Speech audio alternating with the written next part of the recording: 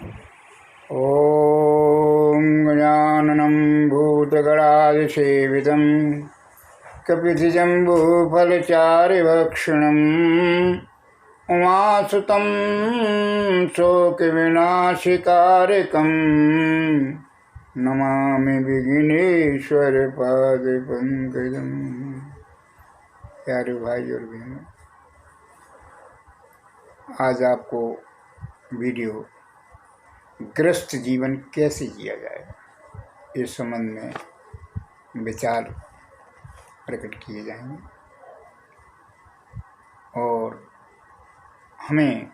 हम सबको जीवन में उन्हें अपनाना चाहिए और उस पर चलना चाहिए। यदि हम उस पर अमल करेंगे, चलेंगे, तो हमारा जीवन है सुख समृद्धि से, सुख शांति से हमेशा भरा रहेगा। जीवन का एक चक्रव्यूह है, इस चक्रव्यूह से कोई नहीं बचा, चाहे वो राजा हो, चाहे रंक हो, चाहे फकीर हो, कोई नहीं बचा। हम तो साधारण मनुष्य हैं, साधारण जीव हैं। हमारा तो कहने क्या है, हम पे तो प्रभु जब कृपा कर दें तो हमारा भी जीवन धन्य हो जाएगा। तो ग्रस्त जीवन में तमाम झंझट, तमाम कलेश, तमाम प्रकार की बीमारियां सब आते हैं और सबके जीवन में आते हैं। कोई ये कहे कि हमारे जीवन में नहीं आते हैं, भैया सबके जीवन में आते हैं। तो हमें बड़े धैर्य से, उमंग से, उत्साह से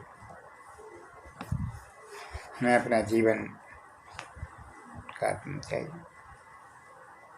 और भगवान की शरण में रहना चाहिए।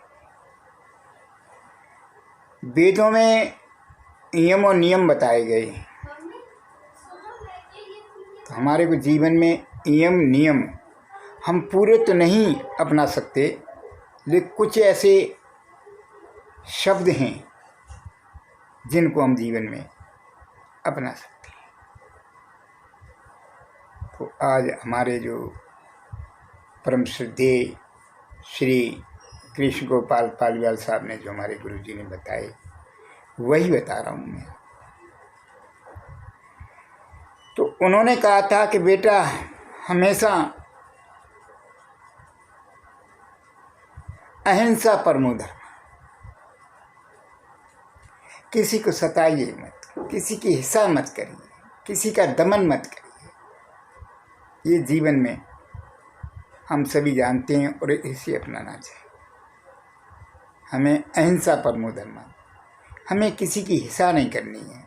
मन से, वाणी से, शरीर से, धन से, संपत्ति से, किसी से भी अपना जो हक है, अपना जो तुम्हारा शेयर है, उस पे आप काबिज रहिए, वो आपको मिलेगा। और जीवन में हमेशा दूसरा बताया उन्हें, सत्य बोलो, सत्यमेव जयते, सत्य की ही जीत होती है। आजकल हमारे गांव में, देहातों में, शहरों में, सब जगह जब कोई हिस्सा बंटवारा होता है तो कहते भैया देखो, सत्य करो, सत्य बोलो, सत्य बंटवारा कर दो। हम बिल्कुल सत्य बोलिए, सत्य का बंटवारा करना चाहिए।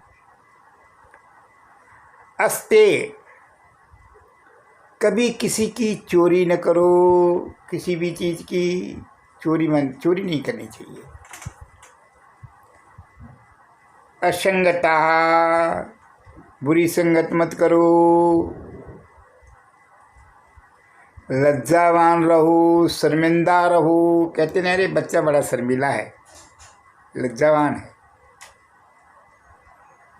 असंचय, अधिक संपत्ति को इकट्ठा नहीं करना चाहिए, ठगमूस करके।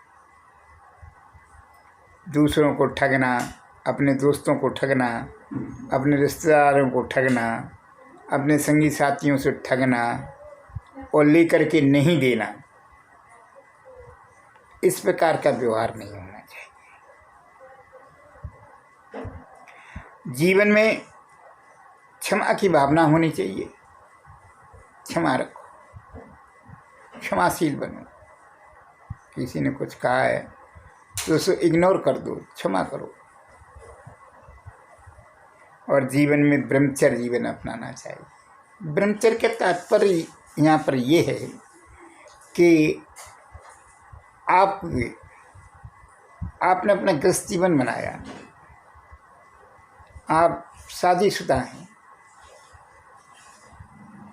तो आपने जो भगवान को साक्षी मान करके 7 फेरे जिसके साथ लिए हैं, चाहे वो पति हो चाहे पत्नी हो, दोनों ने लिए हैं, तो उन्हें अपनी पत्नी के अलावा किसी से हंसी मजाक भी नहीं करनी चाहिए।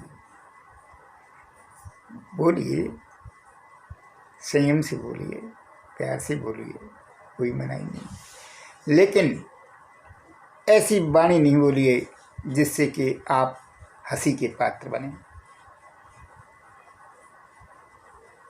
और अपनी पत्नी के अलावा किसी से भी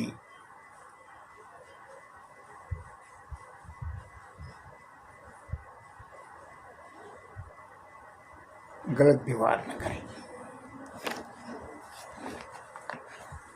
यहाँ गलत व्यवहार का मतलब है कि अपनी पत्नी से आपने 7 फेरे लिए, अग्नि को साक्षात मानकर, गणेश जी को साक्षात मानकर, सूर्य चंद्र को साक्षात मानकर, पृथ्वी को साक्षात देवता मानकर, 5 देवताओं को, सभी देवताओं को, देवियों को, आपने गौरी मैया को, सबको साक्षात मान करके प्रण लिया है कि हम जीवन में दाम्पत्य जीवन खुशी खुशी से, चाहे सुख हो चाहे दुख हो, हम उसको अपनाएंगे और हम अपने के अलावा किसी को हम बुरी नज़र से नहीं देंगे, हंसी मजाक नहीं करेंगे, अपनों के साथ करेंगे। भगवान ने हमको सौंप दिया है। पति को ये इच्छा होनी चाहिए कि भगवान ने हमें सब कुछ दे दिया है, जिसने अपनी लड़की दे दी पाल पोस करके, जिंदगी भर का एक हमें जीता जागता खिलौना दे दिया, हम उसके साथ अपना जीवन भर निभाएंगे। और पत्नी को सोचना चाहिए कि भाई हमारा जैसा भी पति है हमारा परमेश्वर है, हम इसके बगैर, इसकी सलाह के बगैर कोई कदम नहीं उठाएंगे। जब दोनों एक दूसरे के पूरक हो, देखिए ब्रह्मा विष्णु महेश 3 देवता हैं, ये भी एक दूसरे के पूरक हैं, एक दूसरे की बात को मानते हैं, आज्ञा का उल्लंघन नहीं करते और एक दूसरे की समस्या का निदान करते हैं। उसी प्रकार से हमें भी अपने जीवन में पति पत्नी मिल करके अपने आने वाली पीढ़ी का अच्छा पालन पोषण, अच्छी शिक्षा दीक्षा करिए। काम को ये एक उड़ाना देते हैं लोग जीवन में, करे भैया हमारे पास काम नहीं है, हमारा बहुत छोटा सा काम है, हमारे पास कोई काम धंधा नहीं है। अरे ये गलत। काम कोई छोटा नहीं कोई बड़ा नहीं है, आप काम करिए, कोई कुछ भी करिए, आप करके कमा के लाइए और घर में मिल के चलाइए गृहस्थी को। इसी का नाम गृहस्थी है। गृहस्थ जीवन, गृहस्थ आश्रम ऋषि मुनियों ने, सन्यासियों ने, साधुओं ने, देवताओं ने सबसे बड़ा माना। देखिए गृहस्थाश्रम में माता अनुसुईया ने सतयुग के अंदर कितनी बड़ी परीक्षा ली। तीनों देवियों ने, उन्होंने अपने पतिव्रत धर्म के मजबूत स्तंभ से उन्होंने जीवन जिया। जो अत्रि जी को मिलता था, लोग श्रद्धा से जो दे जाते थे, या वन में जाकर के जो फल फ्रूट ले आते थे, चीला चपाटे, उसी से अपना गुजारा करते थे। मंदाकिनी नदी में स्नान करते थे, उन्होंने तप करते थे, अपने झोंपड़ी में रह रहे। उन्होंने जो परीक्षा ली तीनों देवियों ने, लक्ष्मी जी, पार्वती जी, सरस्वती जी, कि भाई आप जाइए, हमसे भी कोई महान है, हमसे भी कोई महान है भैया इस संसार में। तो नारद जी ने कहा कि हैं तो भाई, लेकिन अब आपको वही जवाब दे सकते हैं ब्रह्मा विष्णु महेश। तो उनने उनके सामने अपनी अपनी रूठ गई वो, उन्होंने कहा हमें बताओ। तब तीनों देवता लोग हैं वो माता अनुसुईया के आश्रम में गए परीक्षा लेने के लिए, और उनसे कहा कि माँ हमें भिक्षा दो। उन्होंने कहा माँ भिक्षा, बैठिए आप, आइए पधारिए, और हमें आप है वो खाना पीना खिलाएं, दूध पिलाएं। तो उन्होंने बड़ी परीक्षा कठिन ली।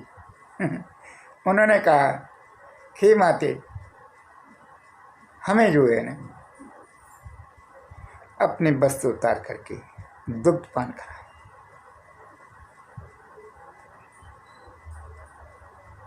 बड़ी असमंजस में फंस गई कि अरे ये तो बड़ी उन्होंने अंतर्जान होकर के देखा कि ये तो प्रभु ब्रह्मा विष्णु महेश, और ये इस प्रकार की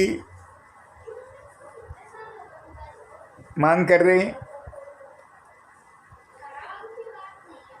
और इधर जो थे वो पति महाराज अत्रि जी वन में जंगल में घूमने के लिए गए थे। तो उन्होंने अपने तपोबल से कमंडल में से जल लिया मंदाकिनी गंगा माँ का,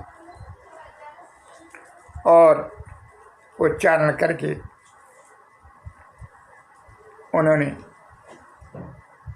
6 महीने के बालक बना दिए। उच्चारण करके उन्होंने जो है, और उनको वस्त्रहीन होकर के उनका दुग्ध पान कराया। तो एक कहावत रहती है कि माता अनुसुईया ने डाल दियो पालना, तीनों देव बन करके झूले रहे। तो माता अनुसुईया ने तीनों को 6 महीने के बालक बना दिए और पालने में झुला दिए, और वो हंस रहे हैं, और वो हर प्रकार से वो जलपान ग्रहण करा रहे हैं। इतने में ऋषि जी आ गए। ऋषि जी ने कहा कि ये प्रभु क्या है? माता ने कहा कि ये आपके तीनों देव हैं, ये यहाँ पर परीक्षा लेने के लिए आए। हमने योग दृश्य देखा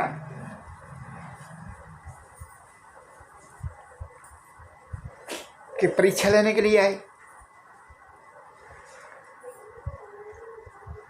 तो हमने इनको जो है अपनी योग दृश्य, योग माया से मैंने इनको ऐसी डिमांड रखी इन्होंने कि आप माता हमें दूध पिलाइए। तो हमने आपकी कृपा से ये तीनों देव बना दिए, बच्चे बना दिए। अब ये हमारे पास खेल रहे हैं। आप भी इनको खिलाइए। बोले कि ये तो तुमने बहुत अच्छा काम किया, अपने जीवन की सारी तपस्या तुमने लगा दी कि है ही इनका सब कुछ। हमारा क्या है, आपका और इन्हीं का सबका है। तो माता और पिता दोनों जो हैं वो उनके साथ खेल रहे हैं, खिला रहे हैं। भाई साहब, भाई और बहन, ब्रह्मांड हिल गया। इतनी क्षति, ब्रह्मांड हिल गया, चारों तरफ हाहाकार मच गया। और इधर तीनों देवियाँ जो हैं वो नारद जी के पास, सनकादिक ऋषियों के पास गए। बोले, प्रभु कौन? कि माता तुम्ही ने तो भेजा था। तुम्ही ने भेजा था परीक्षा के लिए माता अनुसुईया के पास, तो वही होंगे, जाइए आप। तो वे तीनों माताएं गई, देखते हैं तो वो बच्चे हैं, पालने में हंस खेल रहे हैं, बच्चे एक साथ उठते हैं। तो उन्होंने कहा कि माता, हमारे आश्रम में हमारे पति आए हुए हैं। बोले, देख लो, अगर तुम्हारे जो पति हैं वो अपना अपना ले जाओ, अपना अपना पति उठा करके ले जाइए, कोई मना ही थोड़ा। इतना कहते ही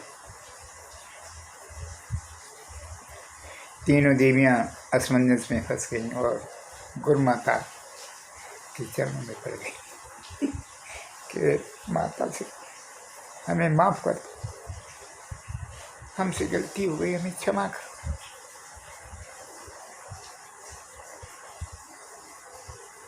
तो वहाँ पर रेवती जी भी बैठी हुई थी, सब संवाद सुन रहे थे। उन्होंने अपनी पत्नी से कहा कि भाई इनकी समस्या का निदान करो, हमारे अतिथि देवो भव, तुम्हारे दरवाजे पर आए हैं, इनका आदर सम्मान करो और जो ये कहें उनकी इच्छा की पूर्ति करो। इतने में नारद जी आ गए। ओम नमो नारायण, ओम नमो नारायण, ओम नमो नारायण कहते, नारायण हरि नारायण हरि नारायण हरि नारायण। और देवियाँ सब सेम नहीं, माताएं सब सेम नहीं कि अरे भैया जी और आ गया भैया। जाने क्या होगा। उन्होंने कह दिया, नारद जी ने कहा, आपने परीक्षा ले ली? वो सेम गए, वो करताल बजाते हुए अपने चले जाते। उनके दर्शन करते हुए, ब्रह्मा विष्णु महेश के दर्शन करते हुए अपने चले जाते। तो बाद में माता से अनुग्रह करने पर वो उनको है वो मंदाकिनी गंगा जी का जल दे करके अपनी योग माया से उनको जैसे थे वैसे ही कर देते। और तीनों देवियाँ, ब्रह्मा विष्णु महेश, तीनों देवियाँ अपने अपने पति को लेकर के और माता के चरणों में सिर निभा करके चली जाती। हमारे कहने का ये सत्य कथा है, ये कोई दंत कथा नहीं है जिसको लोग ये कहें ये दंत कथा है, भाई ये तो पता नहीं ऐसा हुआ होगा कि नहीं हुआ होगा, लेकिन ये सत्य है। क्यों? विसृष्टि की रचना है। आज भी जाइए आप चित्रकूट, जाइए, चित्रकूट के बाद जहाँ से इन्होंने मंदाकिनी नदी को प्रकट किया माता अनुसुईया ने अपने तपोबल से, वहाँ देखिए जाके अब भी साक्षात प्रमाण बताते हैं कि जो मंदाकिनी नदी में स्नान करता है, ऐसी मान्यता है कि उसके सभी कष्ट और पाप धुल जाते, बशर्ते वो जीवन में फिर कोई ऐसा काम न करे जिससे कलंक लगे। तो हमारा कहने का मतलब ये है, हम ऋषि मुनियों की औलाद हैं, हम उनके वंशज हैं। हमें भी ऐसा कोई काम नहीं करना चाहिए जिससे हमें अपेस मिले। इसलिए दोनों पति पत्नी, भाई बहन, भैया भाभी, मामा मामी, बहन बहनोई अपने कार्यक्रम को, अपने एक गृहस्थ जीवन के सिस्टम को सुचारू रूप से चलाएं। मैं मानता हूँ कि जीवन में झंझट आते हैं, क्लेश आते हैं, आपत्तियाँ आती हैं, विपत्तियाँ आती हैं, इनकम नहीं होती, लेकिन अपना थोड़े में गुजारा करें और भविष्य के लिए आपत्ति काला के दौरान के लिए आप 2 पैसे अपनी गुल्लक में डाल के रखिए सेफ। जब कोई आपत्ति काला आए तब उसको निकालना। ये एक विदुर नीति का एक प्रसंग है। ये हम आपसे कृतज्ञ निवेदन प्रार्थना यही करते हैं भैया, अपना जीवन सुखमय बनाने के लिए पति पत्नी एक दूसरे के प्रति समर्पण करो, एक दूसरे की बात को मानो, चंचल मत बनो, बात को मानो। और आने वाली जो पीढ़ी भगवान ने आपको दी है, पुत्र दिए हैं, पुत्रियां दी हैं, उनकी शिक्षा दीक्षा में अपना सारा जीवन पूरी तरह लगा दो। बस आपका जीवन धन्य हो जाएगा और भगवान की शरण में रहिए। हरे राम राम राम हरे हरे, हरे कृष्ण कृष्ण कृष्ण हरे हरे, हरे कलकी कलकी हरे हरे, हरे राम राम राम हरे हरे, हरे कलकी हरे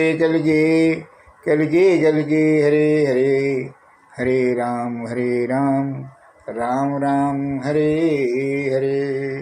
बोलो निष्कलंक महाराज, निष्कलंक भगवान महाराज की जय।